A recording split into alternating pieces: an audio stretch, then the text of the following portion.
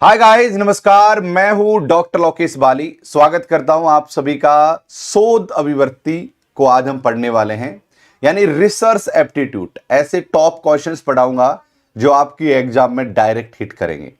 तो सभी आ जाइए साथियों, आज हम शोध अभिवृत्ति को पढ़ने वाले हैं। देखो, मेरा एक हमेशा मानना रहता है कि किसी भी टॉपिक या किसी भी सब्जेक्ट को पढ़ने से पहले उसके सिलेबस से दोस्ती होना बहुत ज्यादा जरूरी है। तो ये है साथियों सिलेबस जो आपकी एनटीए यूजीसी नेट के रिसर्च में आता है। रिसर्च में साथियों ये वाला जो सिलेबस है वो आता है। आज हम सुबह 10 बजे, कोई चेंज नहीं होगा कभी भी समय में, चाहे आप इस क्लास को 2 साल बाद देख रहे हो तब भी। अनअकैडमी ऐप पर रोज सुबह फ्री पर पढ़ाता हूं, फ्री में। अनअकैडमी ऐप पर आप सभी गांव देहात के दोस्तों के लिए अनअकैडमी ऐप पर रोज फ्री पढ़ाता हूं। सुन लो ध्यान से, रोज फ्री 10 बजे क्लास होती है। पेड क्लास तो मेरी बतेरी होती है, लेकिन एक क्लास में फ्री पढ़ाता हूं आप सभी दोस्तों के लिए। सुबह अनअकैडमी ऐप के ऊपर 10 बजे से क्लास होती है। आपको अनलॉक करने के लिए लॉकेश 11 कोड लगा लेना है। ठीक, आ जाइए। अब हम सुन लेते हैं एक एक चीज को समझ लेते हैं, होता है, फिर आंसर दे देना आप। मौलिक शोध का मतलब क्या होता है कि मेरा खुद का मौलिक शोध है। मैं आपको रुको, हाँ, जैसे कि मैंने ये पीएचडी किया है, ये मेरा पीएचडी का थीसिस है जो मैं अब आपको दिखाने वाला हूं। रुकिए, ये मेरा पीएचडी का थीसिस है आपके सामने। ये रहा साथियों, ये मेरा पीएचडी का थीसिस है। राइट, ये क्या है? मेरा पीएचडी का थीसिस है। अब मौलिक शोध क्या है, इस चीज को समझो। मान लो मौलिक शोध का मतलब होता है स्वयं के द्वारा, मतलब जिसमें आप लोगों ने कहीं टीपा टापी नहीं की हो, ओरिजिनल काम हो, ओरिजिनल काम किया हो, उसे कहते हैं साथियों मौलिक रिसर्च। और जो टीपा टापी कॉपी पेस्ट जो करते हैं वो मौलिक रिसर्च कभी हो ही नहीं सकता। तो ये साथियों क्या मौलिक शोध है। क्रियात्मक शोध का मतलब क्या होता है? क्रियात्मक शोध मतलब आप किसी चीज को एफर्ट्स करके करो। गुणात्मक शोध में भी यही है, जो आगे मैं डिटेल में समझा दूं। पहले आप आंसर दे दो और फिर मैं कर दूंगा। सर क्लियर नहीं दिख रहा है, रीमा कुमारी। क्या गाइज आपको क्लियर नहीं दिख रहा? क्वालिटी बढ़ा लीजिए गाइज, यहां पर सेटिंग में जाकर क्वालिटी बढ़ा लीजिए। विनय भाई गुड मॉर्निंग, आ जाइए। रिसर्च पढ़ रहे हैं हम लोग। क्या पढ़ रहे हैं आज हम? रिसर्च। और मैंने पीएचडी के दौरान खुद ने रिसर्च पढ़ा है। कई साल तक मैंने रिसर्च को पढ़ा है, लगभग 4 साल तक मैंने रिसर्च को पढ़ा है। इसलिए रिसर्च की हमारी गहरी समझ है और उसी समझ के अनुसार मैं आपको समझाने वाला हूं। रिम्पी जी को भी क्लियर नहीं दिख रहा है क्या? यार ऐसा नहीं हो सकता कि क्लियर नहीं दिख रहा हो। ऐसे कैसे हो सकता है यार? मेरे सामने भी मोबाइल चल रहा है यार, उसमें खूब अच्छा दिख रहा है सब कुछ। मेरे सामने भी मोबाइल चल रहा है दादा।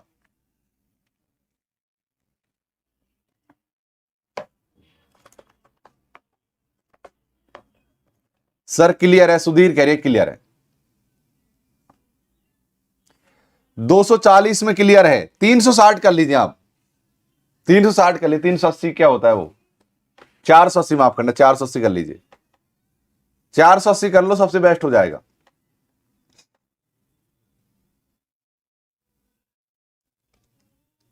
पोल दे रहा हूं, चलिए साथियों।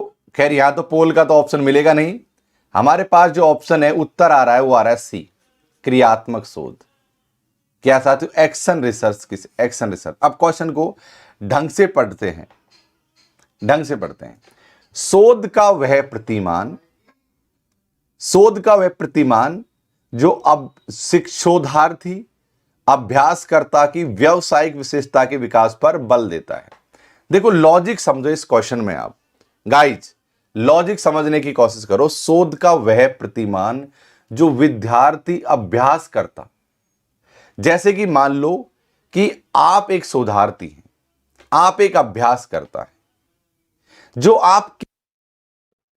आपकी व्यवसायिक का मतलब जैसे कोई बिजनेस करता हो तो उसमें कितना एक्सपर्ट है अपनी चीजों को लेकर, वो कितना एक्सपर्ट है, अपने काम में कितना सेंसियर है।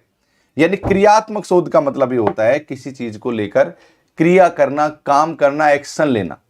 कि मान लो कि आपने ये इस टॉपिक पर XYZ कोई XYZ टॉपिक है, इस पर आपने पीएचडी करना शुरू कर दिया, रिसर्च करना शुरू कर दिया भाई, लेकिन रिसर्च करना शुरू किया, एक्शन तो लेना पड़ेगा, नए नए एक्सपेरिमेंट करने पड़ेंगे।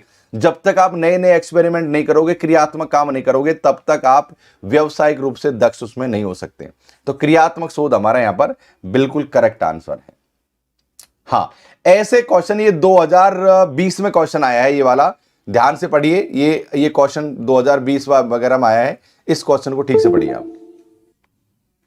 मैंने हिंदी और इंग्लिश दोनों की व्यवस्था कर दी है। अब यार आप ये जानते हो कि थोड़ा हिंदी और इंग्लिश अगर एक पीपीटी में दोनों दिखाऊंगा मैं आप लोगों को, तो थोड़ा सा हमको कॉम्प्रोमाइज करना पड़ता है फॉन्ट को लेकर, क्योंकि फिर फॉन्ट की साइज हमको छोटी करनी पड़ जाती है, फॉन्ट की साइज छोटी करनी पड़ जाती है ना, इसलिए।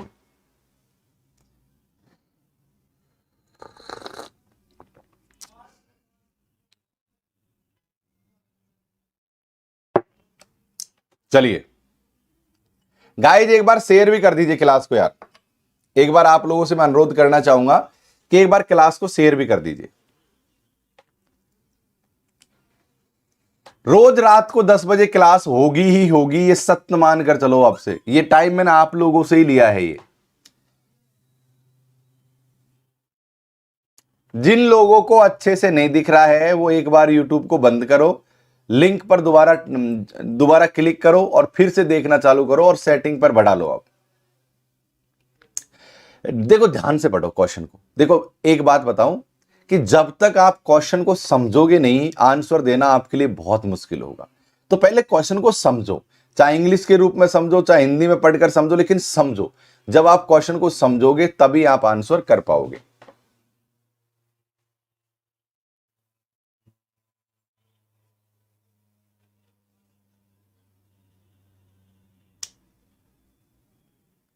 यूट्यूब पर क्लास नाइट को होगी, यूट्यूब पर जो क्लास है वो नाइट को होगी, और आज स्पेशल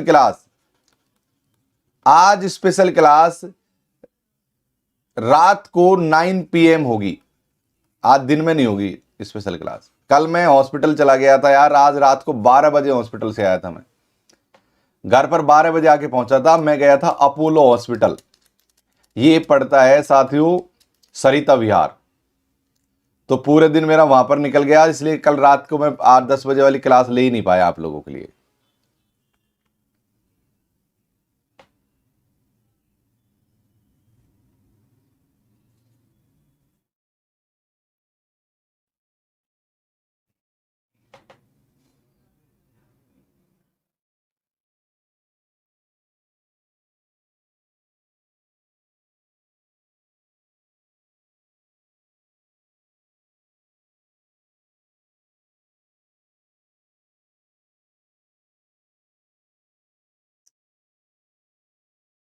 जी सर, उसमें एक मेरे जीजू थे अपोलो हॉस्पिटल में, क्या बात है, डॉक्टर हैं, अरे वाह बढ़िया। 21 का सही आंसर है साथियों डी। अब आपको लग रहा होगा गुरुजी डी आंसर कैसे सही है, ये लग रहा होगा ना आपको। अब मैं आपको समझा देता हूं कि डी आंसर यहां पर हमारा किस प्रकार से सही है, इसको समझा देता हूं। निम्नलिखित में से कौन सा कथन शोध के अर्थ, देखो एक ही चीज को समझो, कौन सा कथन है जो शोध का अर्थ और विशेषताओं को सर्वोधिक यानी सबसे बेस्ट तरीके से, उत्कृष्ट मतलब सामने लाता हो। उत्कृष्ट का मतलब होता है बेस्ट या सर्वाधिक उत्कृष्ट ढंग से, यानी अच्छे तरीके से, उत्कर्ष यानी बेस्ट, उत्कर्ष ढंग से प्रतिबिंबित करता हो। यानी कि हमको इस क्वेश्चन में क्या ढूंढना है, ऐसी पंक्तियों को ढूंढना है जो शोध के अर्थ और विशेषताओं को बतलाता हो, कि शोध का अर्थ क्या होता है, शोध की विशेषता क्या होता है, बस इनको बतलाता हो, इसी से हमारा आंसर आ जाएगा। ओके, शोध का अर्थ यथास्थिति को चुनौती देने से है, यह बात बिल्कुल भी सही है। देखो, शोध का अर्थ यथास्थिति को चुनौती देने से मतलब क्या हो गया है, रिसर्च,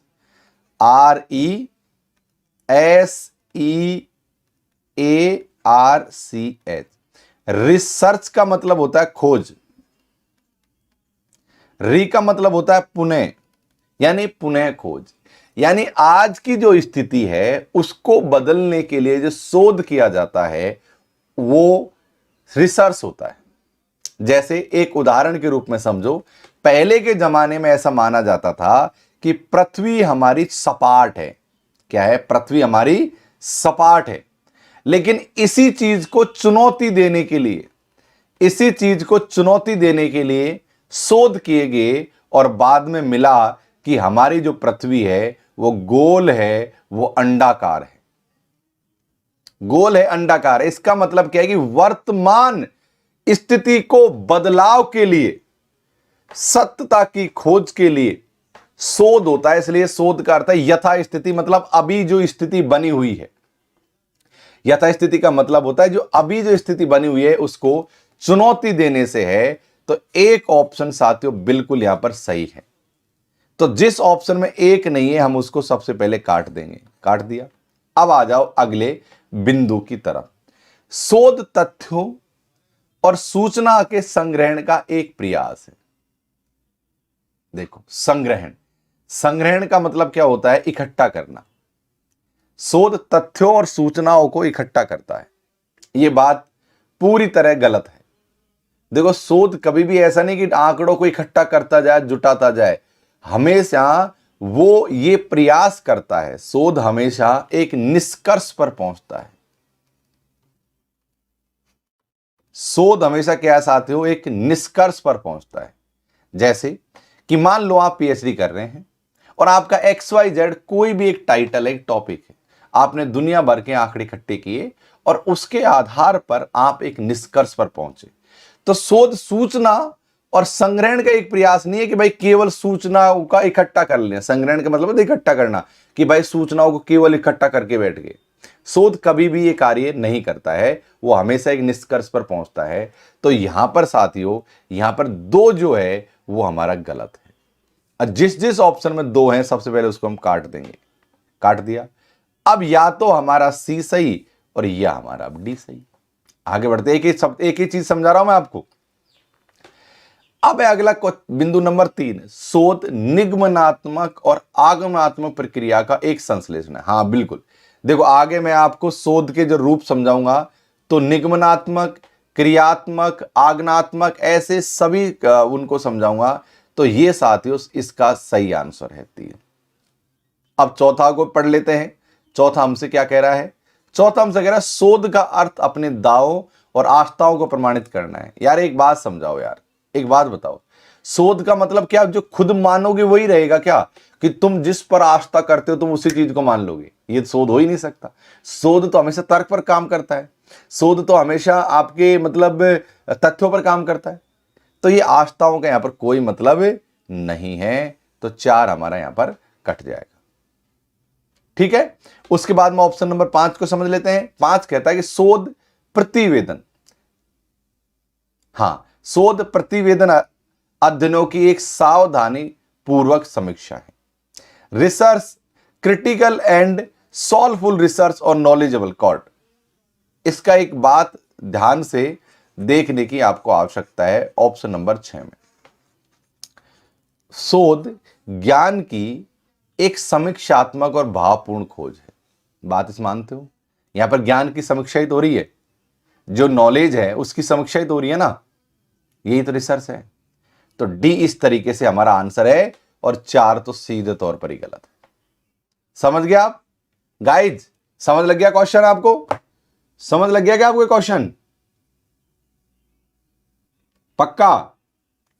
चलिए अगले क्वेश्चन पर चलते हैं। और अगले क्वेश्चन में मैं आपको प्रयोगात्मक, क्रियात्मक विधि, ऐतिहासिक विधि और निर्जातीय विधि के बारे में समझाने वाला हूं। लेकिन एक बात बताओ मैं आपको, यार एक बात बताओ। देखो, मैं इस बात को मानता हूं कि हर स्टूडेंट के बस में फीस अफोर्ड करना नहीं है। क्योंकि मैं भी आपकी तरह एक गांव और देहात से उठकर देश की राजधानी में आया था पढ़ने के लिए। तो मुझे खुद को पता है कि अपने गांव में क्या स्थिति है ना। गांव में, छोटे कस्बों में कभी कभी ऐसा होता है कि यार हमारे लिए 10-20 हजार रुपए की फीस इकट्ठा करना ही बहुत टफ गेम हो जाता है बहुत से लोगों के लिए। इसलिए मतलब मैं एक जुड़ाव है मेरा, मतलब आप मानते हो कि यार हम सब गांव देहात से बड़े हैं, किसान मजदूरों के बच्चे हैं। आप इस चीज को जानते हो। एटलीस्ट चाहे आपके खुद के पिता नौकरी करते हो, लेकिन हमारे दादा नाना ये तो सब किसान ही तो थे ना। हमारी पृष्ठभूमि तो किसान की पृष्ठभूमि है, चाहे आज जो भी है। तो मैंने एक ये सोचा कि यार क्यों ना आप लोगों के लिए ये मेरा मन का भाव जो मतलब मेरा हमेशा रहता है कि यार मैंने जब से अनअकैडमी ज्वाइन किया ना, जब से मुझे अनअकैडमी ज्वाइन किए हो गए लगभग 2.5 साल से ज़्यादा, आई थिंक लग नियर बाई 3 साल के आसपास होने को है, 2.5 साल से ज़्यादा हो गए हैं। मैंने तब से लगभग 1000 से ज़्यादा लेक्चर फ्री में लिए हैं आप लोगों के लिए। तो मैं आपको एक चीज़ बता देता हूं इस क्वेश्चन को समझाने से पहले कि यार मैंने आप लोगों के लिए एक नई मुहिम चलाई है कि आप लोगों को फ्री क्लास करवानी है। अब इस क्लास में बहुत सारे विद्यार्थी ऐसे भी होंगे जो अनअकैडमी पर क्लास नहीं देखते होंगे। मुझे यह भी पता है कि आप लोग अनअकैडमी पर क्लास नहीं देखते होंगे, आपको पता है एक अलग सी हेजिटेशन लग रही होगी या लगती होगी, मुझे यह जानकारी है। लेकिन मैं आपसे एक निवेदन करना चाहता हूं कि आप अनअकैडमी ऐप को डाउनलोड करो, है ना। ऐप को डाउनलोड करके मैं बता दूंगा, ऐप को डाउनलोड करो और वहां पर रोज सुबह 10 बजे, इधर देखिए, एएम का मतलब होता है सुबह और पीएम का मतलब होता है रात, ठीक है। सुबह 10 बजे रोज मेरी अनअकैडमी ऐप पर क्लास होती है, फ्री होती है सच में। वहां पर पेपर 1 पूरा पढ़ाता हूं मैं सुबह 11 बजे। ये लॉकेस 11 कोड लगाकर अनलॉक कर लेना, ये देख लेना, इस चीज को जरूर से देखना। सुबह 10 बजे रोज पढ़ाता हूं, अगर कोई विशेष परिस्थिति हो जाती है तो नहीं पढ़ा पाता हूं। और आज मैं यूट्यूब पर क्लास इसलिए ले रहा हूं क्योंकि आप लोग कहते थे सर एक ही घंटे, थोड़ा सा इसलिए, हाँ तो ये यहां पर आप एक क्लास जरूर से देखा करो 10 बजे से 11 बजे तक, ये हमारी रोज क्लास होती है ना। तो इसका स्क्रीनशॉट ले लो, आप स्क्रीनशॉट ले लीजिए साथियों आप। तो आपको क्या करना है, मुझे वहां पर डॉक्टर लोकेश कुमार मीणा के नाम से फॉलो कर लेना है। कर लिया आपने फॉलो? हाँ, और ये टेलीग्राम चैनल को तो अपना मतलब इस टेलीग्राम चैनल को तो अपना सखा मान लीजिए आप, कि सखा की तरह जाकर फॉलो कर लो। और जो साथी प्लस ज्वाइन करना चाहता है वो लॉकेश 11 कोड लगा देना, उससे आपको डिस्काउंट मिल जाएगा, 20% का मिल जाएगा, 10% का मिल जाएगा, जो भी मिलेगा आपको लॉकेश 11 कोड लगाने से। दोनों पेपर हम लोग कंप्लीट करवाते हैं। तो ये जो स्पेशल क्लास होती है ना, यही हमारी फ्री क्लास होती है। बात समझ आ गई सबको? तो ये सारे सब्जेक्ट है जिनकी हम तैयारी करवाते हैं। एक बार ये सब्जेक्ट ले लीजिए, ये सब्जेक्ट देख लीजिए, ये सारे सब्जेक्ट की हम लोग तैयारी करवाते हैं जो आपके सामने स्क्रीन पर है। आ जाते हैं, चलते हैं अपनी क्लास पर। इतना ही बस? ओ चलो, अब इस क्वेश्चन नंबर 22 को आप ढंग से समझिए। चलिए समझो आप। एक क्लास की कह रहा हूं बेटा, मैं तो एक ही क्लास करनी है ना आपको, तो मेरे साथ ऐप पर, वहां पर मैं पूरा कोर्स करवाऊंगा, यकीन मानो। अब मैं वहां पर नई रणनीति लेकर आ रहा हूं आप लोगों के लिए। आज रात को मैं अनाउंसमेंट कर दूंगा। वहां पर एक क्लास होती है तो एक क्लास डेली पढ़ लेंगे और यूट्यूब पर भी पढ़ लेंगे। एक क्लास यूट्यूब पर, एक क्लास वहां, बस खत्म बात।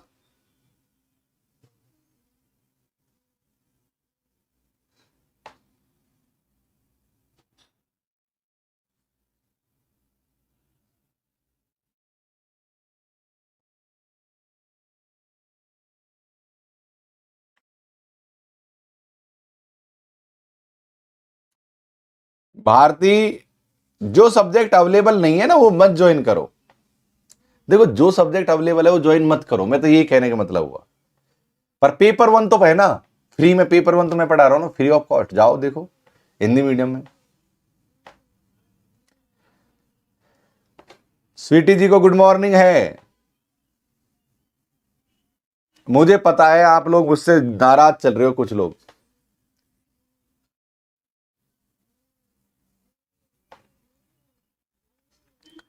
एक बार इसका आंसर दो, एक बार इसका आंसर दो, लल्लन टॉप लगा दो, आंसर दो। ये देख शोध, ये है ना, ये सभी शोध की विधि है। इधर देखिएगा, ये सभी चीजें क्या है, शोध की विधि है ये।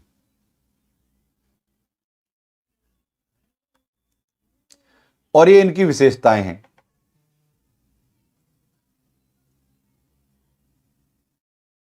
इसका सही आंसर है साथियों ए।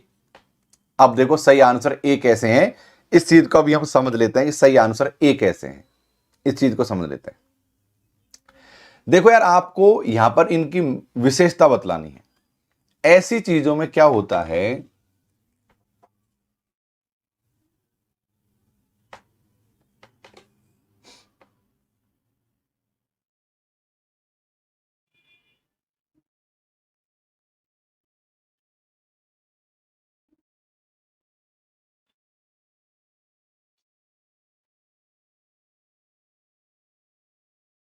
इसमें ऑप्शन नंबर 5 नहीं दिख रहा है ना, 2 3, हाँ एक आना चाहिए। ऑप्शन नंबर 5 इसमें थोड़ा गड़बड़ है, ऑप्शन में इसमें एक एक आंसर आएगा। प्रयोगात्मक विधि। देखो, प्रयोगात्मक विधि का मतलब क्या होता है? प्रयोगात्मक विधि में क्या है कि आप नए नए एक्सपेरिमेंट जिसमें करते हो, आप नया नया एक्सपेरिमेंट करते हो किसी भी काम में, उसे कहते हैं प्रयोगात्मक विधि। कार्योत्तर विधि क्या होती है? कार्योत्तर विधि का मतलब क्या होता है, इस चीज को समझो। कार्योत्तर विधि का मतलब होता है कि मान लो कि कोई रॉड पर चल रहा है, ये इधर देखो बेटा, इधर देखो, ये रॉड पर चल रहा है और रॉड पर कोई एक्सीडेंट हो गया। एक्सीडेंट होने के बाद में खोज की जाती है कि भाई साहब कैसे एक्सीडेंट हुआ, क्या रहा, कैसे क्या रहा। तो बाद में कोई काम को होने के बाद में जो शोध किया जाता है वो कार्योत्तर शोध है। जैसे अभी आप सभी को पता है साथियों, कोविड महामारी आई थी। कैसी थी? कोविड महामारी आई थी। महामारी आने के बाद में हमने इसकी वैक्सीन को खोजा था। यानी कि कोई घटना घटित होने के बाद में अगर कोई कार्य किया जाए तो उसे कार्योत्तर विधि कहते हैं, है ना। और कभी कभी क्या है कि जैसे कि हम पहले से ही आशंका लगा लेते हैं कि महामारी आने वाली है और उसका पहले ही एंटीडोट ढूंढ के रखते हैं, तो वो साथियों उसके बाद देखा जाता है। सर क्लास कब तक चल रही है? सर क्लास कब से चल रही है? ये चल रही है बेटा 9:20 से। चलिए, तो यहां पर एक आंसर सही है। प्रयोगात्मक विधि नियंत्रण के माध्यम से कारण और प्रभाव का निर्धारण करना। कार्योत्तर विधि का मतलब क्या होता है?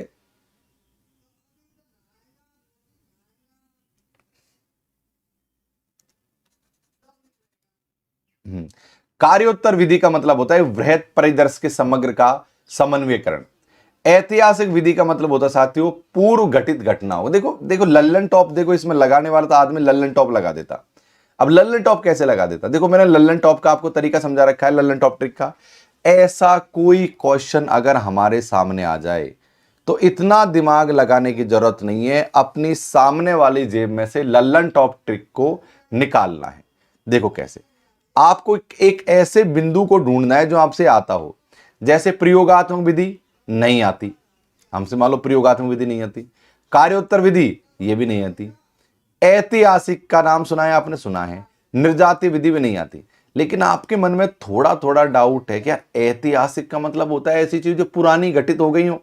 मन में ऐसा विचार तो आ रहा हो, इतिहास यानी पुरानी चीजें, ऐतिहासिक मतलब ऐसी पुरानी चीजें मतलब पहले घटित हो गई, ऐसा मन में आ रहा है? कहीं से ख्याल आ रहा है, अंदर से आ रहा होगा ना। तो अब आपको क्या करना है, इसको पकड़ना है सी वाले ऑप्शन को, और सी वाले ऑप्शन को पकड़कर चारों तरफ मिलाना है। पहले यहां मिला लो, ऐतिहासिक विधि नियंत्रण के माध्यम से कारण और प्रभाव का निर्धारण। ना ना ना, तो ये तो ऐतिहासिक विधि हो ही नहीं सकती। फिर ऐतिहासिक विधि को यहां मिला लो, ऐतिहासिक विधि यानी साझाकार व्यवहारों के स्वरूप का अध्ययन। अरे यार ये भी नहीं है। मान लो फिर हमने ऐतिहासिक विधि को यहां मिला लिया एक से कि यार वृत्त परिदृश्य के समय, अरे नहीं नहीं ये भी नहीं है। अब हमने यहां मिलाया ऑप्शन नंबर 2 से, ऐतिहासिक विधि पूर्व घटित घटनाओं। देखो, इतिहास का मतलब पहले से घटित घटना है ना, तो देखो पूर्व घटित घटनाओं के स्वरूप को मुख्य और गौण रूप में स्थापित करना। तो हमको क्या पता लग गया? सी का आंसर 2 है। हमको क्या पता लगा? लल्लन टॉप ने क्या बताया? तो सी का आंसर हमारा 2 है। तो ये हमारा ऑप्शन नंबर सी रहा। सी के नीचे 2 ढूंढो, यहां भी 2 नहीं है और यहां पर भी 2 नहीं है, और यहां पर भी साथियों सी एक सी ये रहा, यहां पर भी 2 नहीं है और ये रहा केवल 2 एक जगह। आंसर हमारा एक आ जाएगा। लल्लन टॉप ट्रिक एक ऐसी ट्रिक है मेरे साथियों, मेरे दोस्तों, जो मतलब कमाल कर देती है। अब आप देखोगे इस क्वेश्चन को आपने लल्लन टॉप जैसे ही लगाई है, तुरंत आप लोगों ने सॉल्व कर दिया होगा। लल्लन टॉप लगते लगते सॉल्व हो गया होगा ये। हमको ऐसे क्वेश्चनों में लल्लन टॉप का प्रयोग करना है और हमको थोड़ा दिमाग से काम लेना है। देखो, मैं आपको एक बात बतला दूं कि मेरी क्लास का तरीका क्या होता है। देखो, आज के जमाने में मैं एक बात मानकर चलता हूं कि आज के जमाने में क्या पढ़ना है वो ज्यादा महत्वपूर्ण नहीं है। सब दुनिया को पता है, सिलेबस सबको पता है क्या क्या पढ़ना है। आज के जमाने में क्या पढ़ना है ये ज्यादा महत्वपूर्ण नहीं है। चाय ठंडी हो गई, आप याद ही नहीं रहा कि पीनी भी है।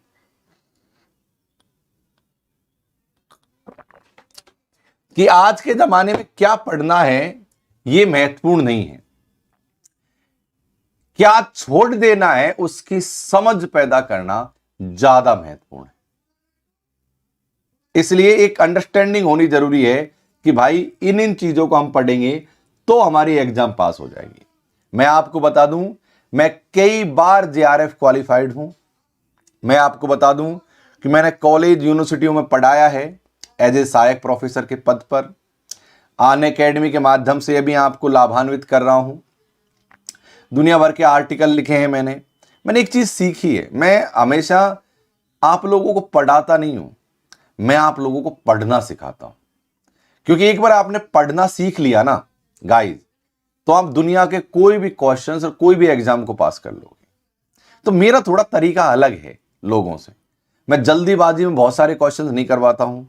मैं कोई भी चीज पढ़ाता हूं तो डीप एनालाइज करवाता हूं, उसको अच्छी तरीके से समझाने का प्रयास करता हूं। और मैं आपको मेथड समझाने का प्रयास करता हूं कि कैसे हम किसी भी एग्जाम को पास करते हैं। देखो, एग्जाम को पास करने में और पढ़ाई करने में फर्क है। बहुत से लोग ऐसे होंगे जो पढ़ पढ़ के बावड़े हो गए, बहुत ज्यादा दिन रात पढ़ते हैं लेकिन एग्जाम पास नहीं करते। और बहुत से लोग ऐसे होते हैं जो बहुत कम पढ़ते हैं लेकिन एग्जाम पास कर लेते हैं। उनमें एक मैं भी हूं, क्योंकि मैं एग्जाम की नस पकड़ता हूं कि कहां से दबानी है एग्जाम पास। अब मान लो कि आप एक फ्रेशर स्टूडेंट हो और मान लो कि ये क्वेश्चन हमारे सामने आ गया। देखो, मैंने दो ट्रिक बना रखी हैं, एक तो लल्लन टॉप ट्रिक और एक तिगड़म ट्रिक, टीटी। दो ट्रिक है मेरे पास, एक लल्लन टॉप ट्रिक और एक तिगड़म ट्रिक। अभी इस क्वेश्चन को लल्लन टॉप के माध्यम से सॉल्व करते हैं, फिर तिगड़म को समझाते हैं। मान लो, लेट सपोज ऐसा समझते हैं कि ये क्वेश्चन आपने और मैंने जीवन में कभी नहीं पढ़ा। ये क्वेश्चन आपने और मैंने जीवन में कभी नहीं पढ़ा और ये क्वेश्चन हमारे सामने एग्जाम में आ गया। पहले स्टूडेंट तो ऐसे होंगे, देखकर घबरा जाएंगे इसको, लेकिन हम क्या करेंगे, लल्लन टॉप लगाएंगे। हम इसमें क्या करेंगे, लल्लन टॉप लगाएंगे। कैसे लगाएंगे, हम यहां पर एक ऐसा बिंदु ढूंढेंगे जो हमसे आता हो, और चाहे एक कभी न कभी तो पढ़ाई होगा कोई न कोई बिंदु। जैसे हमको ऐतिहासिक विधि आती है, हमने ऐतिहासिक विधि को 2 से मिला दिया और देखो तुरंत से हमने ये आंसर कर दिया। तो मैं आप सभी को पढ़ना सिखाता हूं, राइट। और अगर आपने पढ़ना सीख लिया तो दुनिया का कोई भी काम आप आसानी से कर सकते हो। हाँ हाँ, आगे समझ लो।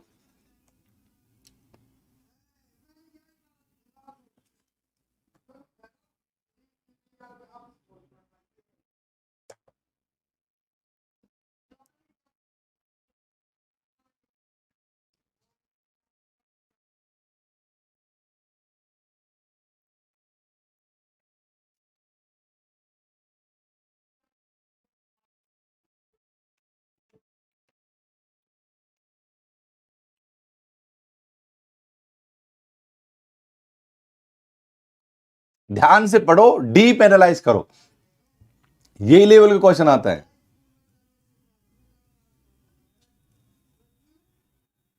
देखो यार, मैं बात बताऊं आपको ना, एक बिंदु तो मिलेगा ही मिलेगा। ये जितने भी ये भयावह क्वेश्चन होते हैं ना, ये बड़े सरल होते हैं। एक बिंदु तो मिलेगा ही मिलेगा।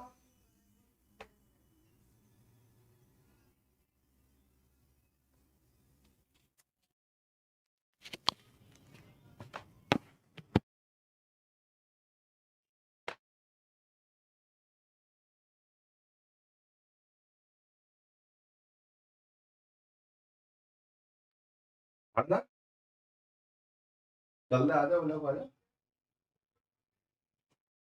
क्या बात हो गई अब? हैं? अरे ये तो कभी प्लान बना रहा है, कभी बदल रहा है, क्या बात है? ना ना डिले ना हो रहा, मैं तो भाई राइट टाइम पे चलूंगा, मैं तो दूर से कोई दिक्कत ना है। पर तो क्यों से प्लान कैंसिल कर दियो?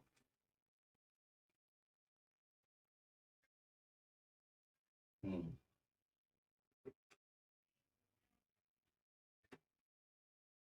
अच्छा। हम्म।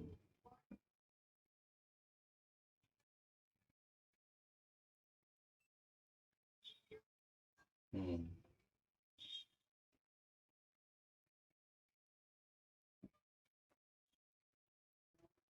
अच्छा अच्छा अच्छा अच्छा।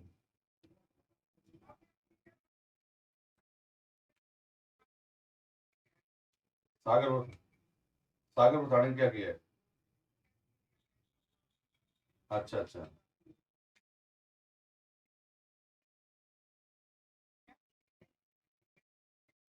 अच्छा अच्छा।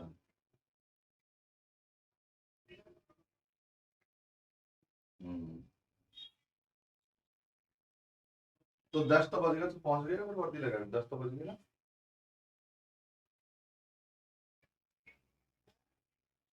हम्म।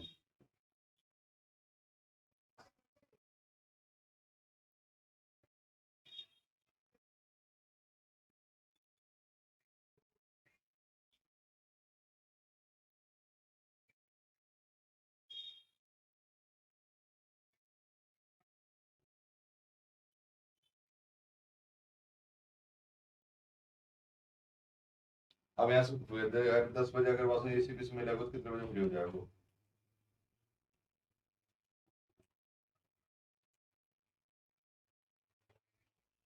हाँ ये बात तो सही है। लेकिन अभी तो हमें 1 1.5 घंटा तो है यहाँ पे, 1 घंटा तो मान के चलते।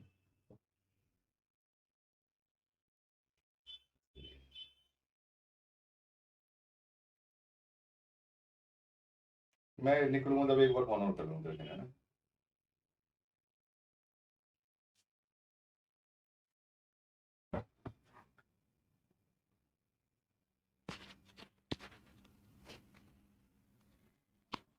कर लिया क्वेश्चन?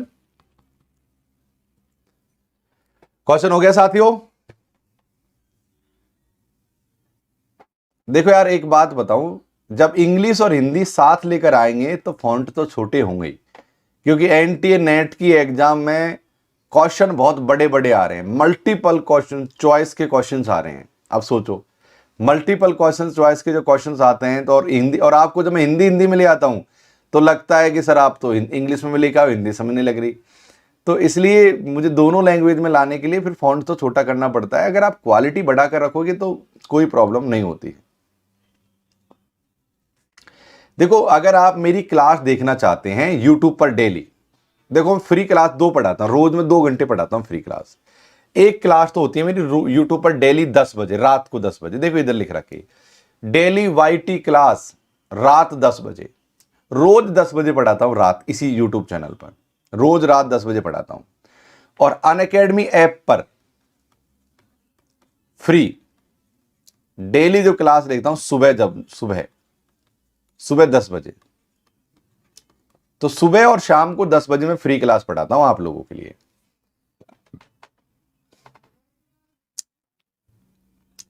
नहीं आज मैं ऐप पर क्लास नहीं लूंगा।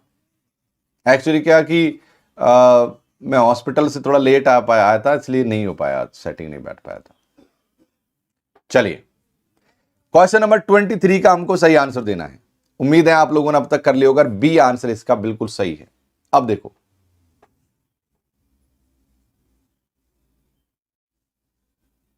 चलिए, शोध के उन चरण, चरण का मतलब होता है स्टेप, शोध के उन चरणों की पहचान कीजिए, शोध के उन स्टेपों की पहचान कीजिए जिसमें नैतिक निहितार्थों का मुद्दा प्रासंगिक है। अब आप में से कितने लोग हैं जो प्रासंगिक का मतलब जानते हैं? प्रासंगिक का मतलब कितने लोग जानते हैं? इस शब्द का अर्थ मुझे कमेंट्स में लिखिए, प्रासंगिक का मतलब क्या होता है। जितने भी लोग इस समय क्लास में हैं वो सब लोग मुझे बताइए प्रासंगिक का मतलब क्या होता है, आप लोग कमेंट्स करके बताइए।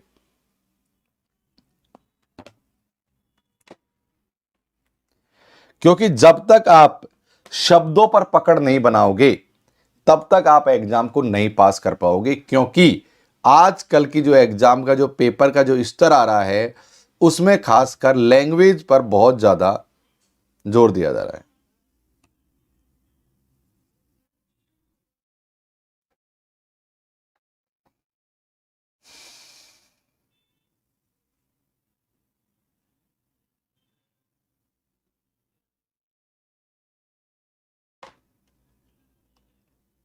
बिल्कुल बिल्कुल लवली, आप सही कह रही हैं, लवली आप सही कह रही हैं, एकदम फिट। अब देखो यार, क्वेश्चन देखो, इसमें मेरी गलती नहीं है, एनटीए क्वेश्चन इतना लंबा पूछता है कि उसको इतना लंबा करना पड़ता है, जबकि मैंने पूरी कोशिश की है फॉन्ट को बड़ा करने की।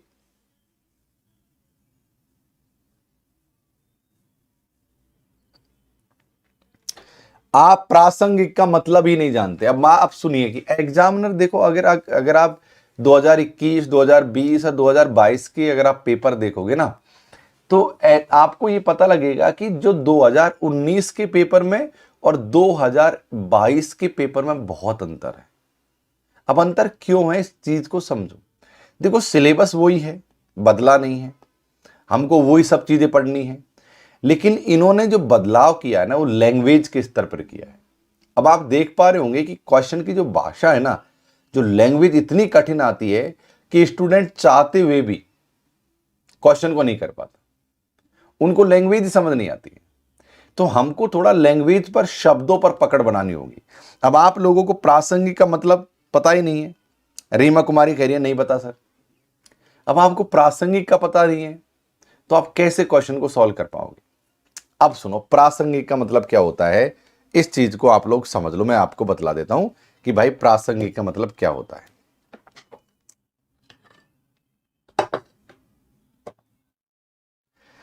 प्रासंगिक का मतलब होता है साथियों कि मान लो कि ये कोई नायक है, इधर देखिए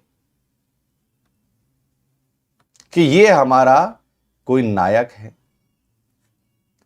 और ये हमारी कोई नायिका है। इन दोनों के बीच में बहुत गहरा प्रेम, तगड़ा वाला, इन दोनों में बहुत तगड़ा गहरा प्रेम, नायक नायिकाओं के अंदर बहुत तगड़ा, मतलब एकदम जीने मरने की हजारों कस्में इस नायक और नायिका ने खा ली है। मोहल्ले के नायक नायिका, आपको तो पता ही है, दूसरी एक गली छोड़कर दूसरी गली छोड़कर नायक नायिका हो गए। ऐसा ही होता है, मोहल्ले के नायक नायिका एक दूसरी गली छोड़कर नायक नायिका हो गए। इस नायक को इस नायिका से बहुत प्रेम है और इस नायिका को इस नायक से बहुत प्रेम है।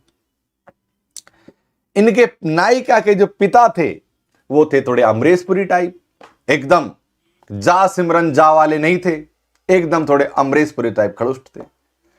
हम जैसे दोस्तों ने इस नायक को बहुत समझाया, बहुत समझा रहे, नायक भाई, ओ मेरे बंधु, ठीक है नायिका है लेकिन पढ़ ले लिख ले। आपको जैसे समझाता हूं मैं, आपको भी समझाता हूं कि भाई आप पढ़ ले रे, कहीं ना दे रहे हो ये चीजन में, पढ़ ले भाया, डोले को नहीं तो सही।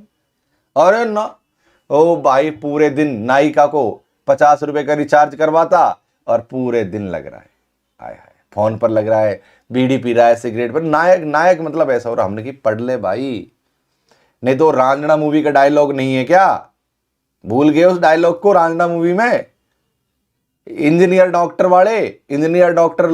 वाले डायलॉग भूल गया? हमने खूब समझाया नायक को, नायक नहीं समझा, नायक नहीं समझा। तो होता क्या है कि साथियों की नायिका का जो पिता है उसकी शादी कहीं अन्य जगह करवा देता है, क्योंकि नायक तो घूमता रहता है ऐसे ही। इसलिए तो कहता हूं भाई, पढ़ोगे लिखोगे, अच्छी नौकरी करोगे, पैसा कमाओगे तो ही पार पड़ेगी, समझे? विवाह भी तभी कर पाओगे, गाड़ी भी तभी खरीद पाओगे। और मैं नायिकाओं से भी कह रहा हूं, आप भी पढ़ो और आगे बढ़ो। तो होता क्या है साथियों, ये नायक की शादी नायिका से नहीं होती है और दोनों में विच्छेद हो जाता है। जैसे ही नायिका ससुराल गई, पुराने फोन नंबर सबसे पहले बंद कर दिए, कोई नो कॉन्टैक्ट्स, पुरानी सिम तोड़कर फेंक दी, घर पे डाल दी, नो कॉन्टैक्ट, नई सिम खरीद ली, नया फोन ले लिया, सारा काम नया होगा, रिश्ते नए, कपड़े नए, नाते नए, हर चीज नई जीवन में। विवाह के बाद नायिका के जीवन की हर चीज बदल गई, कपड़े नए हो गए, है ना, रिश्ते नए हो गए, लोग नए मिल गए, हर चीज नया हो गया। पुराने लोगों को नायिका भूल रही है। अब प्रेम गहरा, लेकिन और हमारा नायक यहां अगम कुमार के गाने सुन रहा है कि मुझे जी पीने का शौक नहीं, या फिर मुझे कहता है कि मुझे तुमसे तो कहीं अच्छी तस्वीर तुम्हारी, इस तरह के साथियों गाने सुन रहा नायक। अब एक दिन खुदा ने खांसता, देख खुदा भी कई बार खांस देते, और खुदा ने अगर खांस दिया तो सोचो, एक दिन खुदा ने खांसता, होता क्या है कि ये जो हमारा नायक है एक रेलवे स्टेशन पर जाता है किसी काम से। क्या है साथियों, ये नायक है, वो रेलवे स्टेशन पर जाता है किसी काम से, और वहां से ये नायिका भी अपने 2 बच्चों के साथ रेलवे स्टेशन पर आती हुई मिल जाती है। अब सोचो, एक बहुत ही गहरा प्रेम अगर नायक नायिका के बीच में हो, और एक लंबे गैप के बाद एक दूसरे से इतने दिन तक बात नहीं की थी, जबकि वकील राम जेठमलानी, बहुत बड़े वकील हैं, राम जेठमलानी की तरह आप लोगों ने सोच सोचकर बहुत ज्यादा सवाल पैदा हो रहे मन में, मिलेगी तो ये कहूंगा, मिलेगा तो वो कहूंगा, दुनिया भर की शिकायत। काशिक एक ऐसी चीज होती है, नायक एक ऐसी, नायक और नायिका जब प्रेम में रहते हैं ना, वो दुनिया के सबसे अच्छे वकील होते हैं। उस समय उनसे जैसा वकील कोई होता नहीं है गाइस। बहुत सारे सवाल उनके मन में उमड़ते हैं, बहुत ज्यादा सवाल उनके मन में उमड़ते हैं, और फिर खुद ही उनका जवाब देते, अरे नहीं यार मुझे भी समझना पड़ेगा। हाँ, बहुत ज्यादा सवाल उनके, मतलब इतने तगड़े सवाल मन में उमड़ते हैं कि जिसकी लिमिट नहीं है। रात रात भर उन सवाल, मिलेगी तो ये कहूंगा, मिलेगा तो वो कहूंगा, और फिर खुद ही उनका जवाब दे लेते हैं। इस वकीलात के कोर्स के बाद कई वर्ष बाद नायक और नायिका का एक दूसरे से आमना सामना हो जाता है। अब सोचो दृश्य कैसा होगा,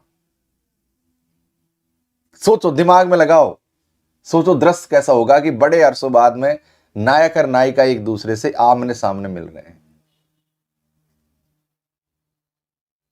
दोनों में हाय हेलो हुई। अब समझाता हूं प्रासंगिक का मतलब क्या होता है। प्रासंगिक का मतलब यह होता है कि या तो नायिका ने एक दूसरे से मुंह मोड़ लिया, तो नायक ने ध्यान नहीं दिया कि ठीक है जा यार, या नायिका ने ध्यान नहीं दिया कि पुरानी बात होगी, तब तो तुम प्रासंगिक नहीं हो।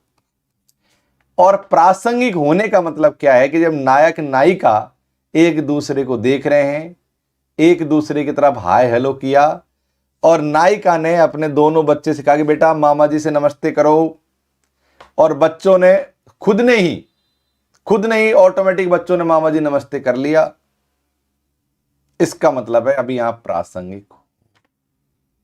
इसका मतलब है अभी आप प्रासंगिक हो। अब नायिका ने नहीं कहा, लेकिन बच्चे ने ऑटोमेटिक कर लिया मामा जी नमस्ते।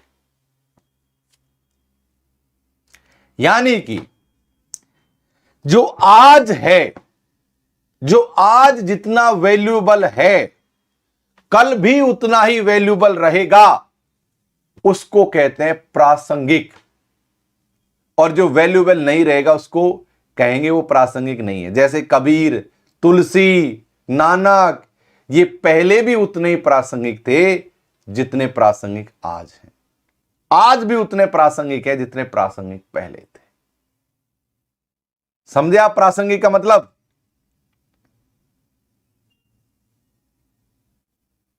प्रासंगिक का मतलब समझ गए सबके सब? नायक नायिका ने एक दूसरे को बरसों बाद भी पहचान लिया, इसका मतलब प्रासंगिक हैं अभी भी दोनों। और अगर इग्नोर कर दिया कि पुरानी बात है सविता, तो प्रासंगिक नहीं है।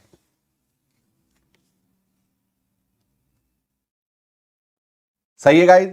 इसको कहते हैं प्रासंगिक होना। तो हमको क्या करना है, शोध के उन चरण का मतलब होता है स्टेप, सोपान, शोध के उन चरणों की पहचान करनी जो नैतिक निहितार्थों का मुद्दा प्रासंगिक जिसमें होता है। 23 का मैंने आपको सही आंसर बताया बी। पहले क्या है, इनको समझाऊं या आगे बढ़ूं?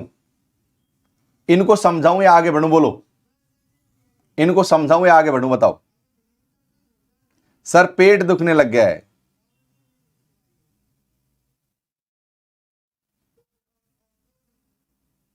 समझाऊं या आगे बढ़ूं? आगे, ग्रेट, चलो।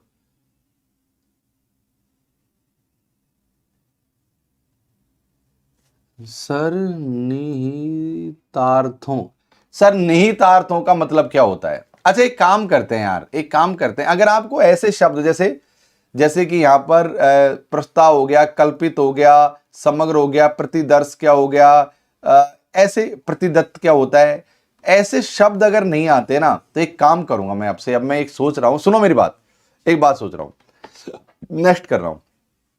निहितार्थ का मतलब होता है निष्कर्ष क्या निकला है, उसमें क्या अर्थ निकला है। एक काम करता हूं, आपको मैं एक रजिस्टर बनवाता हूं जिसमें मैं सभी शब्दों के अर्थ लिखवाते हुए चलूंगा। आपसे कुछ एक भौकाल धमाका करते हैं। आज रात को 10 बजे क्लास होगी, आज रात रात जो 10 बजे क्लास होगी ना, उसमें मैं आपको सारी चीज समझा दूंगा।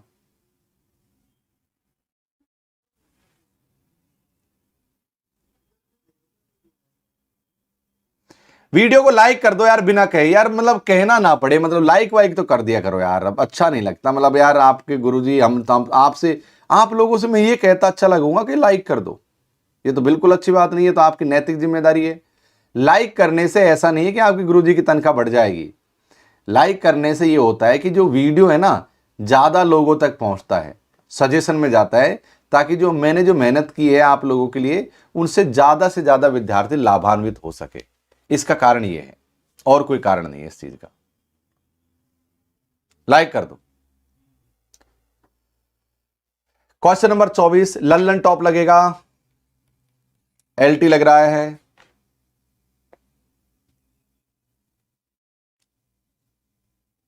वेरी गुड निधि, निशा,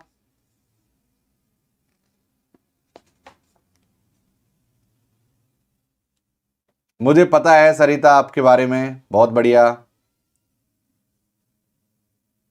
कोई बात नहीं। निशा खान,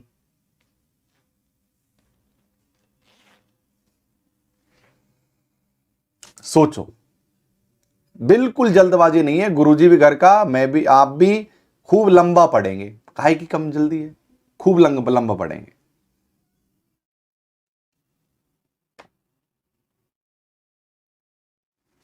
ठीक है, पढ़ो आप, मैं आगे से हट रहा हूं, मैं आगे से हट रहा हूं, अपने आप को हटा रहा हूं आगे से, क्योंकि आपको इंग्लिश वाले नहीं दिख रहे होंगे। चलिए,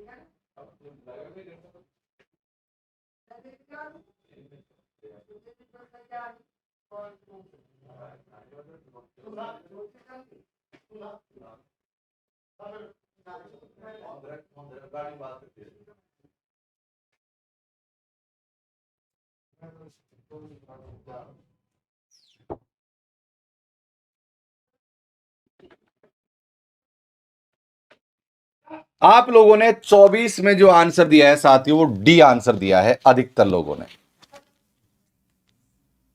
प्रिया पांडे बेटा आपका नाम ले दिया है, बिल्कुल चिंता मत करो, डी आंसर मैं आपको यहां पर दे रहा हूं, डी आंसर यहां पर करेक्ट आंसर है। अब मैं आपको डी आंसर का समझाऊंगा, अब मैं इसको समझाऊंगा, लेकिन समझाने से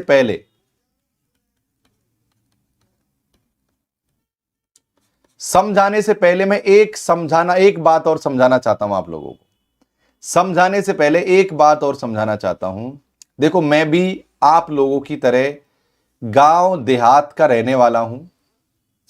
वो अलग बात है कि मेहनत करके आगे बढ़कर दिल्ली देश की राजधानी तक पढ़ने लिखने पहुंच गया, लेकिन एक बात मानता हूं कि मैं हर परिस्थिति से वाकिफ हूं, गांव की से, आप लोगों से। मैं एक आप लोगों से कहना चाहूंगा कि देखो यार, अगर आप फीस अफोर्ड नहीं कर पाते कहीं पर भी पढ़ने की, अन अकेडमी पर कहीं ऑफलाइन कोचिंग ज्वाइन नहीं कर पाते, तो कोई बात नहीं, एक काम करो आप, आप में से बहुत से लोग ऐसे होंगे जो अभी भी उन्होंने अनअकैडमी का ऐप डाउनलोड नहीं कर रखा होगा। मेरे कहने से 9-10 MB का होगा शायद अनअकैडमी का ऐप, उसको डाउनलोड करो और मैं आप लोगों के लिए फ्री पढ़ा रहा हूं। मैं समझाऊंगा क्वेश्चन को, लेकिन कुछ पहले ये बतला दूं आप लोगों को, मैं अनअकैडमी ऐप पर फ्री पढ़ाता हूं सुबह डेली 10 बजे, देख लो पढ़ लो। NTA अनअकैडमी ऐप पर डेली पेपर 1 फ्री क्लास सुबह 10 बजे होती है मेरी, सुबह के 10 बजे प्रातः, सुबह 10 बजे होती है रोज। और सभी क्लास को अनलॉक करने के लिए पहले दिन आपको लॉक एस 11 कोड लगाना होगा और सब क्लास मेरी फ्री ओपन हो जाएंगी, है ना। अभी पढ़ाऊंगा, आगे बढ़ूंगा। तो आप ना, ये है मैं हूं साथियों डॉक्टर लोकेश कुमार मीणा। इस पर मुझे सर्च कर लेना और मेरी सुबह 10 बजे क्लास होती है। और इस टेलीग्राम चैनल को हर किसी स्टूडेंट को ज्वाइन करना है, हर किसी को ये टेलीग्राम चैनल ज्वाइन करना है। ये लगा लो, ये अमृत है आपके लिए। ये एक टेलीग्राम ऐसा है जो मुझसे और आपको जोड़ता है। इस टेलीग्राम चैनल को आप जो जोड़ता है। एक क्लास बेटा 60 मिनट का ही होता है, 60 मिनट तो वहां देखो, कम से कम 60 मिनट तो देखो बाबा। अब आपको कौन सा 24 घंटे थोड़ा ना देखना है, एक क्लास देख लो मेरी, बस बहुत है। एक क्लास देख लो मेरी, क्या दिक्कत है। चलो अब मैं आपको 24वें नंबर का क्वेश्चन समझा देता हूं। और 24वें में डी क्या है, आंसर में डी क्यों है, इस चीज को समझो। देखो मैं आपसे एक बात बतला दूं कि ऐसा क्वेश्चन अगर आपके सामने आ जाए तो लल्लन टॉप लगाना है। लल्लन टॉप हमसे क्या कहता है, लल्लन टॉप कहता है कि ऐसे क्वेश्चन में हमको मान लो लघु शोध और प्रबंध शोध का मतलब भी नहीं जानते हम, इसका मतलब भी नहीं आता, शोध पत्र का भी नहीं आता है, कार्यशाला का मतलब भी नहीं आता, संगोष्ठी का मतलब आता है कि आपको, संगोष्ठी होती है, संगोष्ठी जब लोग इकट्ठे होते हैं, संगोष्ठी का मतलब आता है आपको। यहां पर साथियों को एक ऐसे बिंदु को ढूंढना है जो हमको आता हो। अब मैं आपको सभी चीजों को समझा देता हूं कि शोध प्रबंध किसे कहते हैं और लघु शोध किसे कहते हैं। जैसे ये मेरे सामने पीएचडी की थीसिस है, इधर देखिए गाइस, ये क्या है, मेरी पीएचडी की थीसिस है। ये क्या है, शोध प्रबंध, इसको कहते हैं शोध प्रबंध। ये पीएचडी की जो थीसिस होती है ना, उसको कहते हैं शोध प्रबंध। इधर देखिए, समझो, अप्लाई करके सीखो। जब आप हर चीज को अप्लाई करके सीखने लग जाओगे ना, तो आपको क्रियात्मक शोध कहते हैं, इसको क्रियात्मक शोध। जो पीएचडी का जो थीसिस होता है उसको कहते हैं शोध प्रबंध। अब आपके मन में ये सवाल आ रहा होगा, गुरुजी लघु शोध प्रबंध क्या होता है, आ रहा होगा ये मन में सवाल। अगर नहीं आ रहा है तो अब आओ। लघु शोध प्रबंध का मतलब होता है साथियों, लघु शोध प्रबंध का मतलब होता है जो एमफिल होता है ना, एमफिल, अरे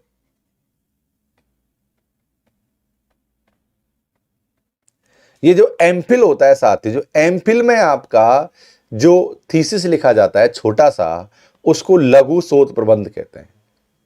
पीएचडी वाले को शोध प्रबंध कहते हैं, एमफिल वाले को लघु शोध प्रबंध कहते हैं। बात समझ लगी, एमफिल वाले को लघु शोध प्रबंध कहते हैं। इसके बाद में आता है रिसर्च पेपर, इसके बाद में आता है शोध पत्र, यानी कि रिसर्च पेपर किसे कहते हैं। रिसर्च पेपर क्या होता है, क्या होता है रिसर्च पेपर। रिसर्च पेपर का मतलब ये होता है कि ये मेरा पीएचडी का थीसिस है गाइस, ये क्या है, मेरा पीएचडी का थीसिस है। और इस पीएचडी के थीसिस में से कुछ सारांश मैंने लिखकर प्रकाशित करवा दिया। ये क्या है, मेरा रिसर्च है। और इसी टॉपिक में से, इससे मिलता जुलता ही मैंने कुछ लिखवाकर पब्लिक करवा दिया, इसको कहते हैं शोध प्रबंध, इसे कहते हैं रिसर्च पेपर। आपने देखा होगा कि जब भी आप पीएचडी करते हैं, जब भी आप पीएचडी करते हैं, तब आपने देखा होगा कि रिसर्च पेपर मांगे जाते हैं 2। पीएचडी कंप्लीट होती है ना, तब 2 रिसर्च पेपर मांगे जाते हैं, वो आपके टॉपिक से संबंधित ही होना चाहिए, ठीक। उसके बाद में आता है कार्यशाला। अब मैं कार्यशाला का मतलब समझा दूं आपको। अच्छा मुझे बताओ, समझाते समझाते चल रहा हूं तो अच्छा लग रहा है ना आप लोगों को। कार्यशाला का मतलब होता है कि मतलब कोई ऐसी चीज जो नई आई हो मार्केट में, उसके बारे में आपको समझाना। कार्यशाला और संगोष्ठी दोनों एक जैसे हैं, पर दोनों अलग अलग हैं, इस चीज को समझो। कार्यशाला का मतलब क्या होता है, ये मान लो कोई हॉल है बहुत बड़ा, जैसे ही आपने थोड़े दिन देखा होगा कि हमारे देश में जीएसटी लागू किया गया था, गुड्स एंड सर्विस टैक्स। थोड़ी देर पहले हमारे देश में गुड्स एंड सर्विस टैक्स लागू किया था, जीएसटी। जैसे जीएसटी मार्केट में आया, जितने भी छोटे दुकानदार हैं कस्बों में, गांव में, वो इनके बारे में, जीएसटी के बारे में कुछ जानते ही नहीं थे, और सब लोग परेशान थे कि जीएसटी कैसे अप्लाई करें, क्या ना करें, बहुत ज्यादा दिक्कत आ रही थी। तो उन्होंने क्या किया, उन्होंने साथियों, भारत सरकार ने क्या किया, फिर क्या किया भारत सरकार ने? भारत सरकार ने कार्यशाला, यानी वर्कशॉप, अंग्रेजी में कहते हैं इसको वर्कशॉप, कार्यशालाओं का आयोजन किया। उसमें क्या किया कि 2-3 लोग आया करते थे जो इन सभी लोगों को बिठाकर समझा दिया करते थे कि जीएसटी ऐसे ऐसे लगेगा। या और ये जो हुआ करती थी साथियों, 7-8 दिन की हुआ करती थी संगोष्ठी। यहां पर साथियों वक्ता ये होते हैं और श्रोता ये होते हैं। ये कभी भी वक्ता नहीं होते हैं, ये बोलते हैं और ये सुनते हैं। इसे कहते हैं वर्कशॉप।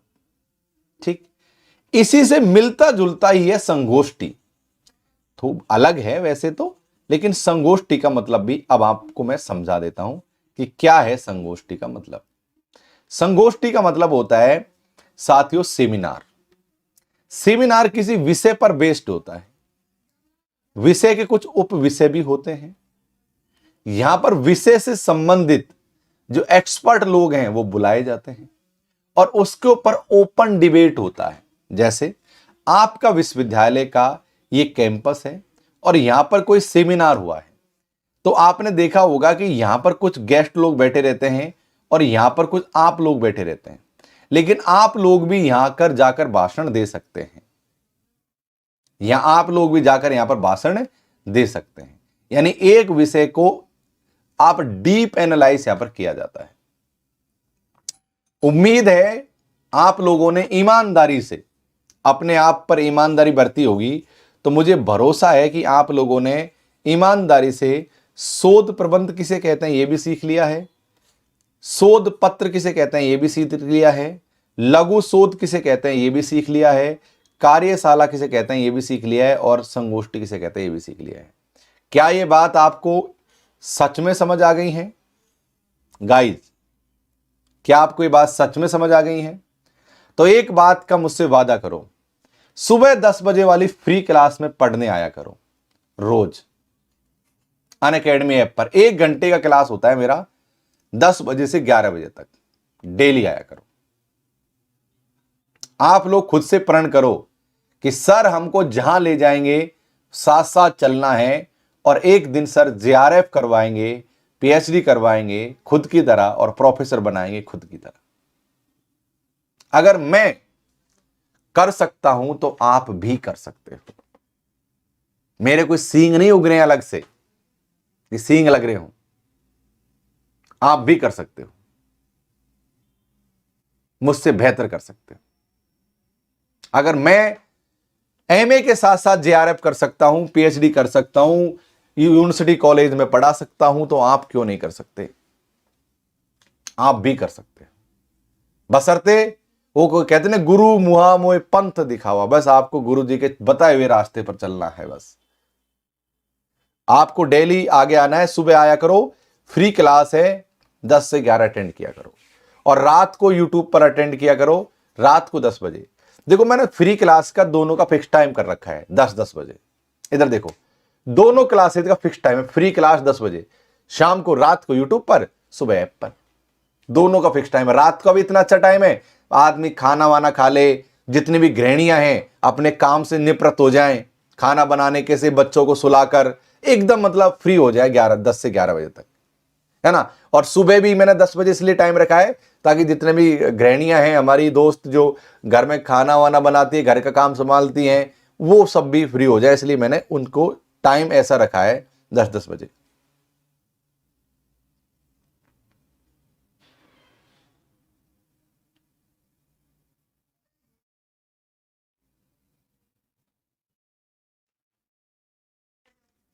अरे बाप रे सरिता, क्या बात है सरिता।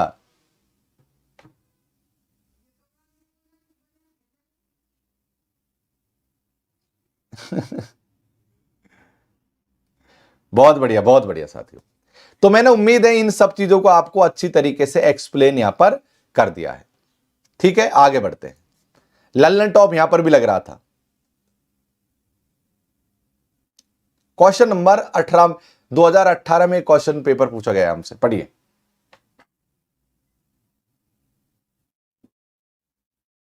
पढ़िए गाइस, ध्यान से पढ़िए, ध्यान से। अकेले हैं तो क्या गम है कि मेरे साथ इतने सारे दोस्त हैं।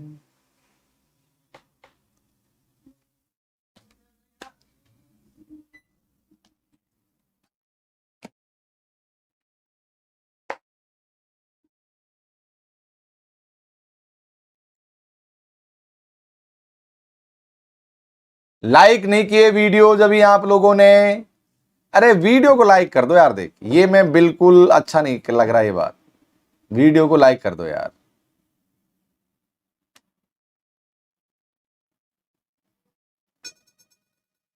आप वीडियो को लाइक नहीं करते हो, ये अच्छी बात नहीं। इतना बुरा पढ़ा रहा हूं क्या जो लाइक नहीं किया? ए भाई, इतना बुरा पढ़ा रहा हूं क्या?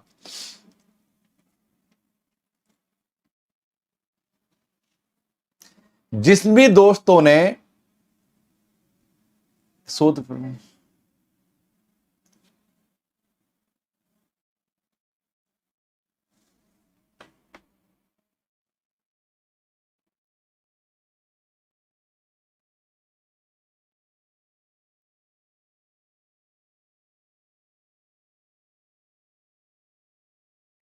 इसका सही आंसर है साथियों बी।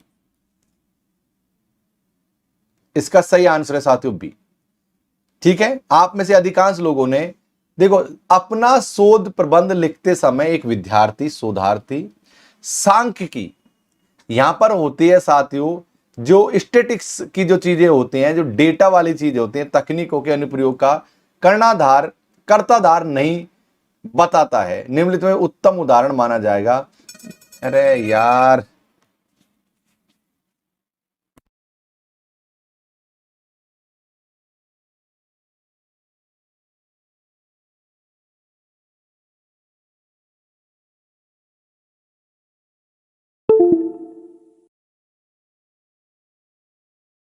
चलिए आगे बढ़ते हैं और चीजों को समझते हैं।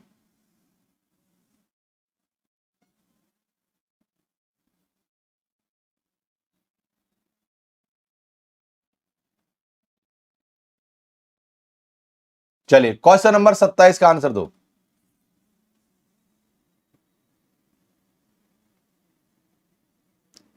सर आप देर से क्यों भेजते हैं लिंक? मैंने यार लिंक तो पहले ही भेज दिया था शायद वाईटी चैनल पर। तो अच्छा, जो वो डॉक्टर लोकेश वाली पर लेट भेजा था। अच्छा, ये अभी भेजा है। अरे रे रे रे रे, कोई बात नहीं, चलो।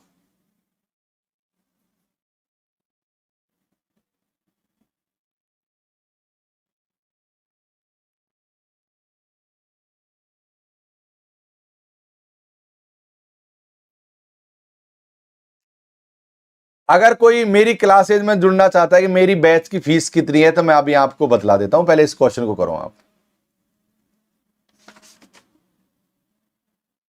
27 में बी आंसर है। कैसे आंसर है इसका ये देखो आप। B answer, very good, okay.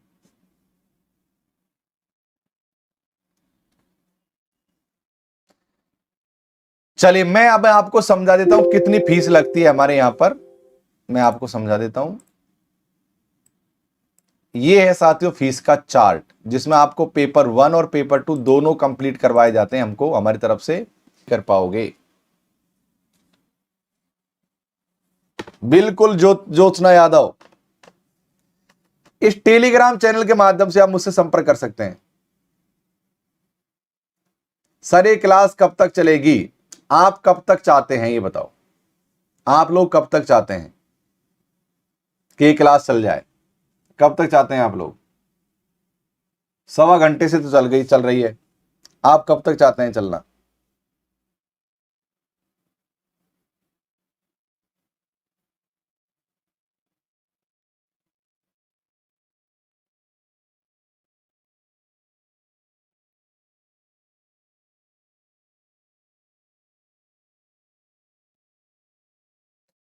28 का सही आंसर देना है गाइस।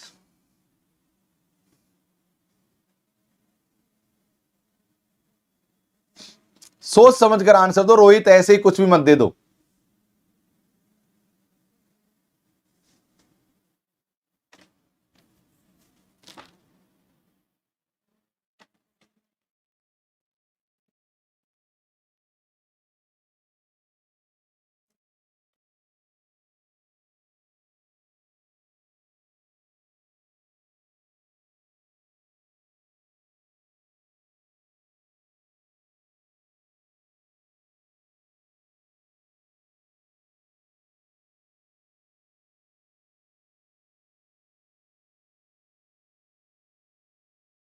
ये क्वेश्चन मैं आपको समझाऊंगा क्योंकि मुझे पता है आप लोग तुक्के मार रहे हो, आपने इस क्वेश्चन को समझा ही नहीं। हमने इस क्वेश्चन में ये कहा है, इसका आंसर डी है। हमने इस क्वेश्चन में ये कहा है कि आपको गुणात्मक शोध को वो करना है। गुणात्मक शोध क्या है? अब एक बात बताओ कि मान लो आप में से अगर बहुत सारे दोस्त हैं, जैसे अर्चना है, प्रियंका है, पिंकी है, प्रिया है, मतलब बहुत सारे लोग हैं। अब हमको इनके गुणों के बारे में पता लगाना है, तो हमको क्या करना है, कुछ चीजें चिन्हित करनी पड़ेंगी। अब देखो, सबसे पहली बात, मान लो ये क्लासरूम है, समझो आप, देखो लॉजिक समझो, मेरी क्लास में सिर्फ लॉजिक चलता है कि मान लो ये कोई क्लासरूम है, इधर देखो, ये कोई क्लासरूम है और इस क्लास में आगे की साइड लड़कियां बैठी हुई हैं, फिर कुछ लड़के बैठे हुए हैं, और फिर पीछे की साइड कुछ लड़के बैठे हुए हैं, फिर यहां पर कुछ बैठे हुए हैं, पर पीछे की साइड दीवार पर पीठ लगा लगा कर बैठे हैं। ये दादे दीवार पर पीठ लगाकर ये लोग बैठे हैं। तो गुरु मास्टर जी ने इनको चिन्हित कर रखा है कि ये लोग सब बदमाश लोग हैं। क्या है? बदमाश है, पढ़ते लिखते तो है नहीं, ये लापरवाह लोग हैं। गुरुजी ने इनको चिन्हित कर रखा है, ये इनके गुण हैं, इनके गुणों के आधार पर इनको यहां पर चिन्हित कर रखा है। अब समझो क्या होता है, निर्जातीय, सबसे पहला ऑप्शन है निर्जातीय विज्ञान। देखो, अगर लल्लन टॉप लगाऊंगा तो 1 सेकंड में क्वेश्चन कर दूंगा। सबसे पहले क्रियात्मक विधि, क्रियात्मक कार्योत्तर विधि। कार्योत्तर विधि मैंने थोड़ी देर पहले बताई थी, ऐसा कोई विधि जो कार्य होने के बाद अप्लाई किया जाता हो, मतलब ऐसा कोई जो कार्य होने के बाद अप्लाई किया जाता हो। कार्योत्तर विधि में क्या है कि जो चीज कार्य होने के बाद अप्लाई की जाती है। तो ये तो वैसे ही गलत है, तो इसके आधार पर ये गलत हो जाएंगे। खैर, हम सबसे पहले आपको निर्जातीय का मतलब समझा देता हूं। आप में से कितने लोग हैं निर्जाति का मतलब जानते हैं? निर्जाति विज्ञान शोध, कितने लोग हैं जो निर्जाति का मतलब जानते हैं? निर्जाति मतलब कितने लोग जानते हैं? लल्लन टॉप से झटके में हो जाएगा, पर मैं चाह रहा हूं सबको समझा दूं, आपको सारे ऑप्शनों को मैं समझाना चाह रहा हूं। निर्जाति का मतलब कितने लोग? अब देखो, अब एक बात बताओ, जब आप इनका अर्थ ही नहीं जानते हो तो आप क्वेश्चन करोगे कैसे? और एग्जामिनर आपको यहीं घुमाता है, निर्जातीय लिख देगा और आपको कुछ समझ नहीं लगेगा। निर्जाति विज्ञान का मतलब समझाओ आप।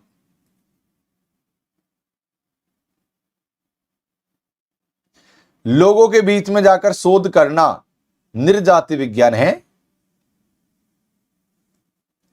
फिर से नायक नायिका का एग्जाम्पल दे दो। अरे बाप रे!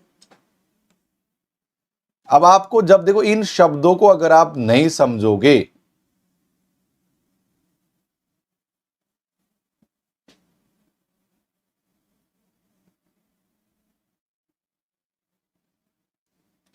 तब तक बात नहीं बनेगी।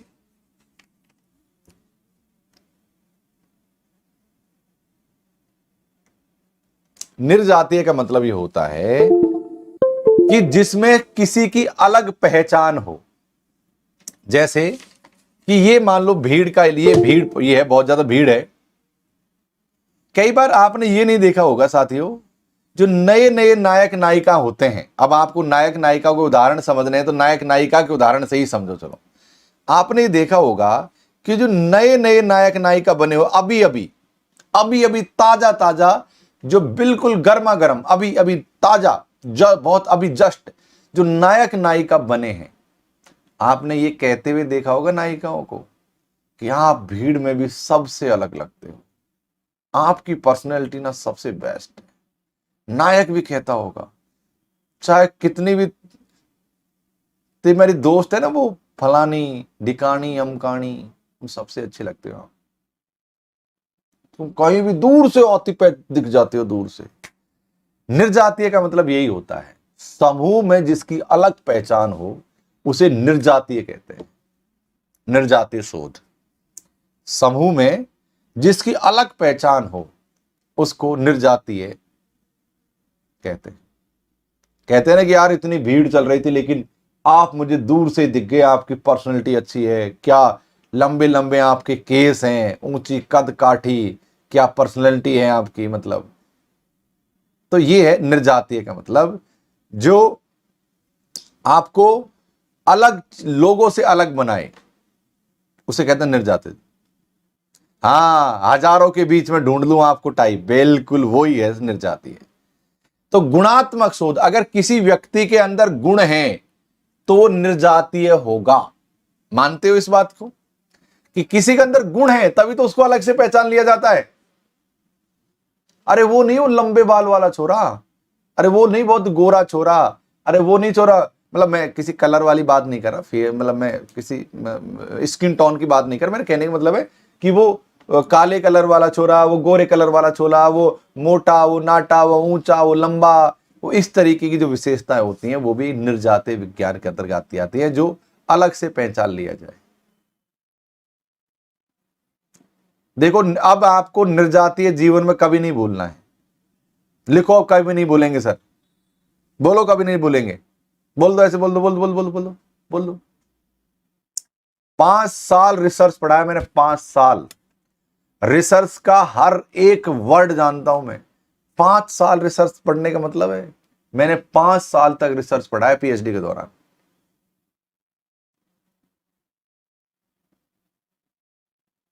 पक्का?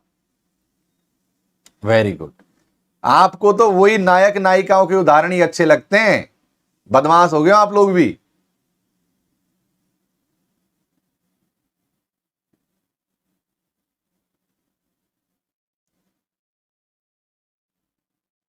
Very good.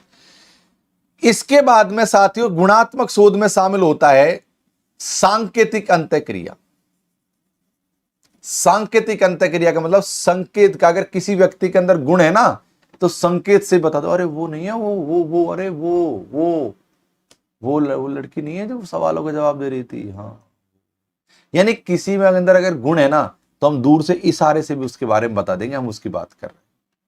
और प्रायोगिक विधि का मतलब है गुण वाले व्यक्ति को हमेशा प्रयोग करना है। तो ऑप्शन नंबर डी यहां पर बिल्कुल सही है। धीरे धीरे मैं आपको इन सब को भी समझा दूंगा। कार्योत्तर विधि, तो कार्योत्तर विधि मैंने, देखो भाई, मैंने कार्योत्तर विधि समझा दी ना आपको, कार्य उत्तर विधि तो मैंने समझा दी। इधर देखिए, कार्य उत्तर विधि तो मैंने आप लोगों को समझा दी है, निर्जातीय समझा दिया है, और सांकेतिक समझा दिया है, प्रयोगात्मक समझा दिया, विवरणात्मक समझा दूंगा, और वृत्तांत समझा दूंगा। आगे क्वेश्चन आएंगे उनको समझा दूंगा।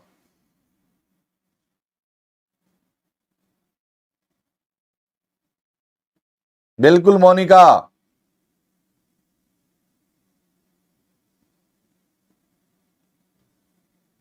मैंने कितने कितने उदाहरण दिए। मैं मतलब यहां पर पहले उदाहरण मैंने यहां पर कितने चेंज कर दिए पता है आपको। ये नायक नायिका तो सबसे उत्तम रूप है। सबसे पहले मैं मित्र, मैं सबसे पहले यूज किया करता था पुरुष मित्र, पुरुष मित्र और महिला मित्र, सबसे पहले ये यूज करता था। उसके मैं बनो नर मित्र और मादा मित्र। अब बदलते बदलते नायक नायिका पर आया हूं, और मुझे लगता है नायक और नायिका सबसे अच्छे उदाहरण के पात्र हैं, मर्यादित हैं। तो ये सब चीजें हमने पहले उदाहरण दे लिए।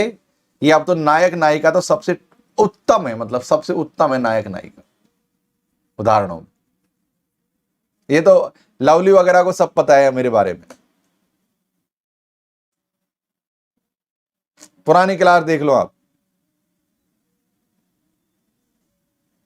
चलिए, 29 का आंसर दीजिए, ढंग से पढ़िए।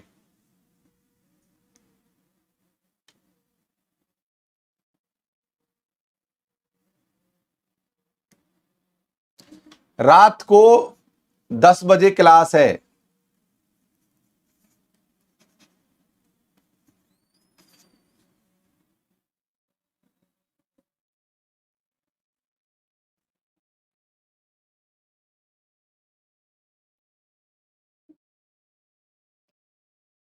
यार पिछले कितने घंटे से क्लास चल रही है हमारी? यार ये 1.5 घंटे से क्लास चल रही है तो अपनी तो।